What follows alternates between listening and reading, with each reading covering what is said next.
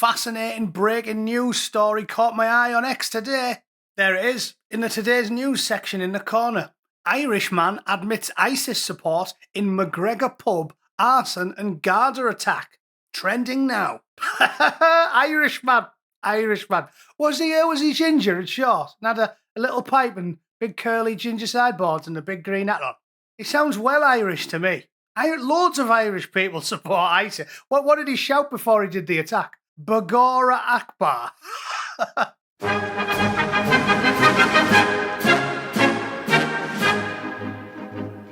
Right, this is amazing. This is amazing breaking news. I'm going to have to find out more on this one. Who wants to have a bet? I'm going to go out on a limb here.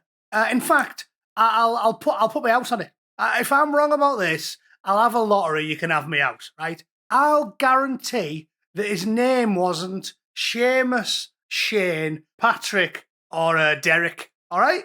I bet you're looking forward to having me out. No, it's not going to happen, is it? Definitely not going to happen. He's not going to be an Irishman. No way. I mean, I'm confident they've got even less ginger converts than we have. Here we are. Let's go to RTE for the full story.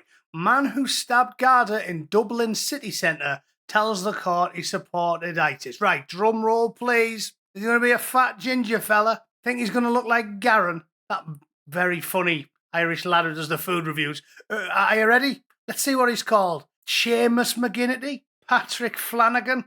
Oh, there's a photo of him. Abdullah Khan. Well, blow me down with a feather. Abdullah Khan pled guilty to 8 charges and is due to be sentenced next month. Well, I never saw that coming 200 miles away. I'm just surprised he didn't have a tea towel around his head or a daft sack of dirty bandages. A 24-year-old man said he stabbed a Garda and set the Black Forge pub in Dublin on fire last year as a message to the government and to the pub's owner, Conor McGregor, not to insult the prophet mighty more.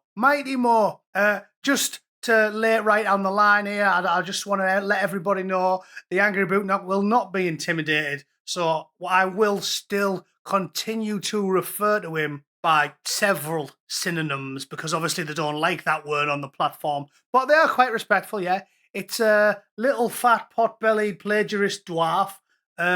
Shit for brains, illiterate desert midget plagiarist, or low IQ epileptic relative rattler. Okay? But those 3 are all right, aren't they?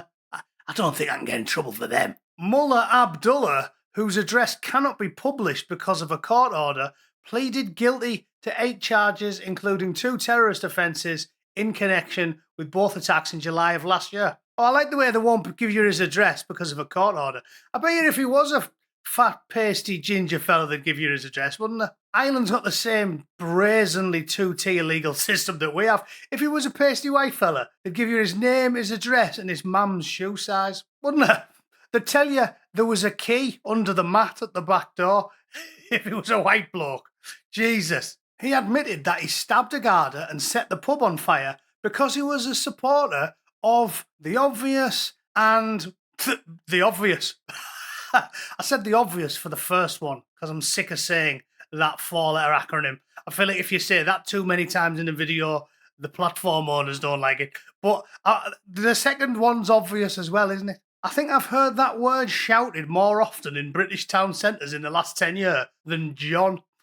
Isn't it? You hear that quite regularly. A wife looking for their husband who popped into Yates's wine lodge while she was in Lush. John, where have you gone, John? Now, you don't hear that very often, but you hear that J word shouted plenty of times on your average English high street. Nice one. He said he was angry at Mr. McGregor as someone he characterised as helping the right grow in Ireland, and he was angry at the state for permitting free speech, and as he saw it, the prophet to be insulted. I mean, listen. This really needs to be said, right? Free speech is sacrosanct, and we've bent over backwards and changed loads of rules, so you knobheads, you violent, kiddie-fiddling, little girl stabbers, right? We've changed loads of rules to accommodate you specifically. We've introduced laws that were never on the books. It shouldn't be insulting or illegal to call someone a contraction of a country. You know what I'm talking about. Puma Tracky is the version we like on this channel. It shouldn't be illegal to insult someone. It shouldn't be illegal to mock anybody. And it shouldn't land you in irons if you mock somebody's religion or gender or race or sexuality or anything else. We've bent over backwards specifically for you lot because all you do is whinge. And do we get any gratitude for it? No, no. You keep blowing shit up. You keep stabbing up little girls at Taylor Swift dance classes, and you keep lopping soldiers' heads off, and you keep burning buses, and you keep doing all the same old shit I'm sick of reading about for the last 25 years. Ever since you had a hissy fit, knocked the Twin Towers down, and then Uncle Sam gave you the good news. Who won that one anyway? What was the final toll? You boys got 2,400 on 9/11. We did, what? 3 or 4 million in Iraq, Afghanistan, Libya, Syria. I think I'll put that down as a win, regardless of what the history books have to say. Thanks, boys. He said he had been inspired by al-Zarqawi. I haven't seen that name for a while. Old al-Zarqawi was busy when I was out in Iraq. It was him who locked Ken Bigger's napper off, famously, during that video he made where he was asking Tony Blair for help. I mean, there was his first mistake, asking Tony Blair for help. I wouldn't trust Tony Blair to boil the kettle, let alone help a British citizen in need. So, yeah, there was his problem. But it's an odd thing to see old Zarqawi in the news again. Oh, yeah, and if you've never heard the name, don't worry. He's brown bread as well. So, again, put another tick in the box for us. He first became interested at around 19 or 20, but became more extreme as he grew older. I support them. I've always been a spiritual person. Yeah, well, tell Lefty Do-Gooders in London. Do you remember when that bloke in London was stabbing people up in the name of the obvious? And someone shouted, "You ain't no snack bar, bruv." And all the media loved it and spent a week telling everyone. Oh, they were like, "You ain't one of us, bruv." Well, it sounds like he is.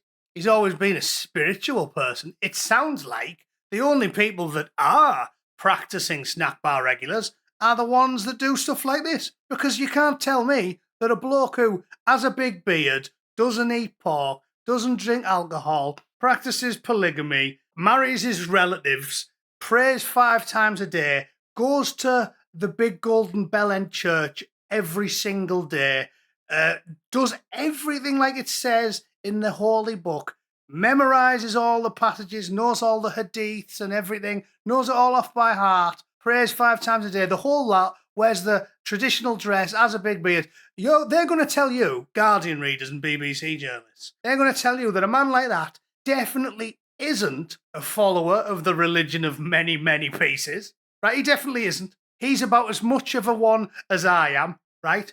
But their nice friend Joe, who converted and, doesn't have a beard, doesn't pray, and doesn't wear the clothes, and doesn't read the book, and, he eats sausages occasionally, and he also likes going to the gay discos and noshing fellas off, but he's definitely one because he tells you that he's one. Yeah, he says he is one, so he definitely is one. But the bloke who lives the lifestyle as dictated in black and white in the big holy book that 1 billion of them read, he definitely isn't one. No, definitely not. But Joe, the middle-class Guardian reader from Manchester, who tells everyone he is one, and, likes to smoke bloke, he is.